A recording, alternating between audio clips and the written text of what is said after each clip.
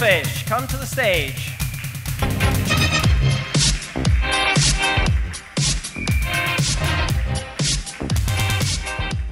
Hello everybody, my name is John Papadakis. I'm from Pollfish, and in Pollfish we get insights and interact with millions of mobile users. So why are we doing this? Turns out that market insights are important for every business, but they are expensive to get, they're outdated in a fast-paced world, and they're not actionable right now. Also, market research is usually focused on focus groups and not the actual clients of every business, so that's a huge problem. So what's the solution? The solution is a web platform when everybody can create and get insights for the businesses in a cost-effective way, in real time, also we can, while getting the insights, you can immediately take action on those insights in real time, and you address only in existing or potential clients, not some focus groups. So what's the product? The product in Pollfish is, you can create a survey, you can select your audience, let's say I want women in New York, mid-aged, and actually deploy the survey in real time. In the meantime, women in New York that you have selected will fill out your survey via mobile phones, via smartphones, and we access millions of mobile smartphones out there. So how do we do that? How to have access to millions of smartphone users? Turns out app developers needs money, and they have access to those users. Users play games, read news, and app developers have that access. So what we're proposing is a library that would pay developers to integrate our SDK in their apps, and we have access to their users. Our business model is we charge for every completed questionnaire, we get our cut, we give our cut to the developers. So I will not be talking about the market size. Market size is of $1 billion. I will be talking of market proof. Traditional companies like Nielsen, JFK, and Ipsos that rent survey panelists are losing their jobs, are losing money from Google and SurveyMonkey. There is a new way of getting money out there, and we are aiming on that pie, on that red one. There is competition out there. There's a lot of it. We know them. We are best on the scalable distribution. It's more cheap for us to scale in our distribution, and we are focused on mobile. So there are a lot of similarities with Google Opinion Rewards. So why are we different? We have a different model. We're aiming for the developers, not the end users. So that means we don't have the long tail, and we can be very, very, very competitive on pricing. We have a larger margin of profit. Also, we are cross-platform. We support CPA campaigns. We can support multiple and complex surveys, and we can integrate with enterprises. So competitive advantages. We're operating marketplace right now. Ease of use. We can target very, very, very good. We don't compromise on surveys and the branded design. So let's talk about the numbers. Please, I want the numbers. We have 8 million users right now on our marketplace. We have more than 250,000 answers right now. Developers love our stuff. We have 225 developers right now running our platform, and clients for 5 countries, and we're growing. So for all the numbers, we didn't spend nothing. It was only organic growth. We sent some emails. Customers love us, developers love us, and users love us. So our team is entrepreneurial, very good in creating businesses. We have team members that sold their businesses.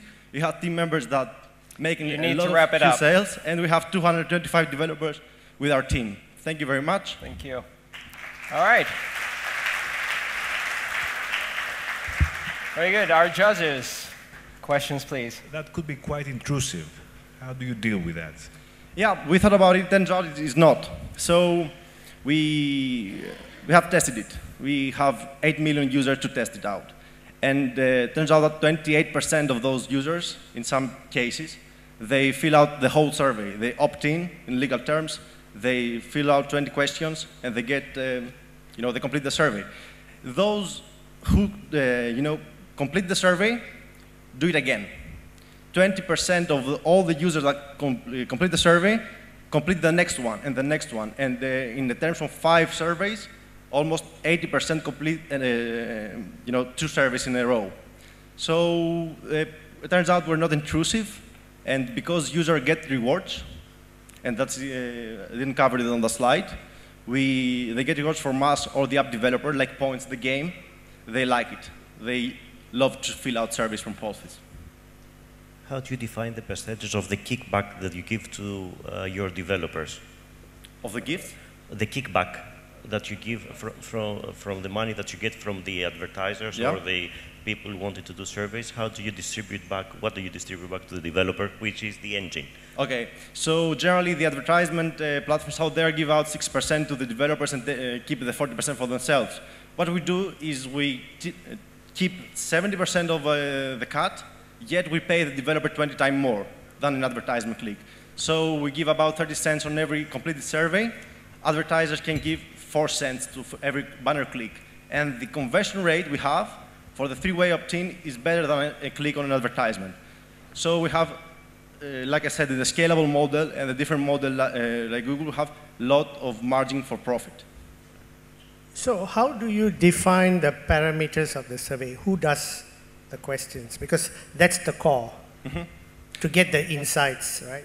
Yeah, we have 5 clients, like I said, clients for five countries, and we haven't launched yet. So the tool that we're about to launch in a month is a software as a service where you can log in, you create in a very easy way your survey, you select your targeting, and you press deploy. That's it. So it's software as a service. But our enterprise integration is something different. I'm not going to cover that. But the software as a service tool is for everybody. It's for SMEs. It's for you. And I hope for somebody in the audience. And you do it yourself. I see. So the companies does the survey themselves? Yes. Okay. Thanks.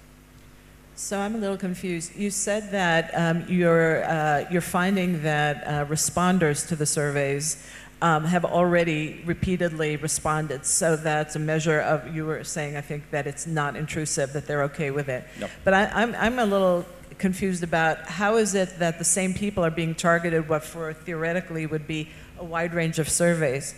In other words, you presume one is your example of the women in New York, and another would be software programs in Silicon Valley, and another survey would be for kids in high school or something like that. So how is it that you already have such repeat usage? I think it's unusual that there is so much overlap.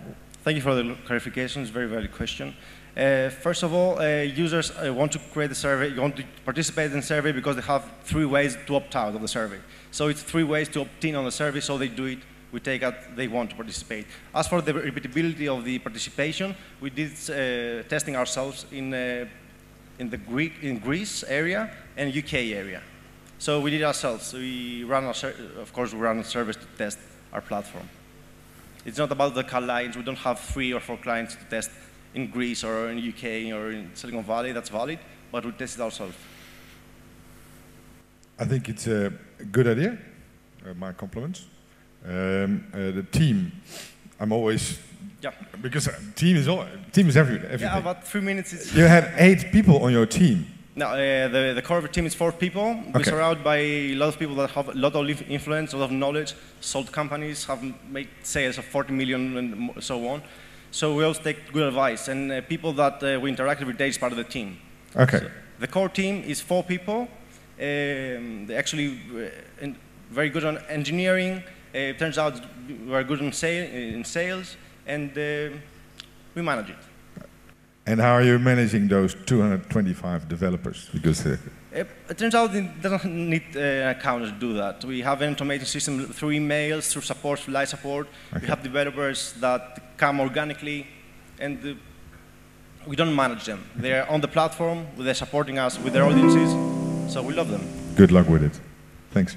All right, and with that, we're out of time for our judges' questions. Give us your wisdom and advice, please. Who wants to provide some advice? I think the idea is great. I would like to hear a little bit more about what you perceive as competition, either B2C directly because you are B2B targeting. Obviously, I don't know if you have plans for B2C at a later stage when you become known as Pollfish, but I would like to hear more about competition, how you... You're currently #1 in terms of missing your time limit. Time your presentation next time. Well, unfortunately, my comment is the exact opposite in a little way, in that, with all due respect, and I'm sure you find that sometimes with me or others here, with the difference in languages, I would have requested that you speak slightly slower. I had a little bit of a hard time following you. I was trying very hard, though. Yeah. Thank you. Thank you. So fewer words, slower presentation. And that seems to be everybody's problem, so you're not the only one. So it seems to be everybody's problem, too many words into, but so you're not the only one.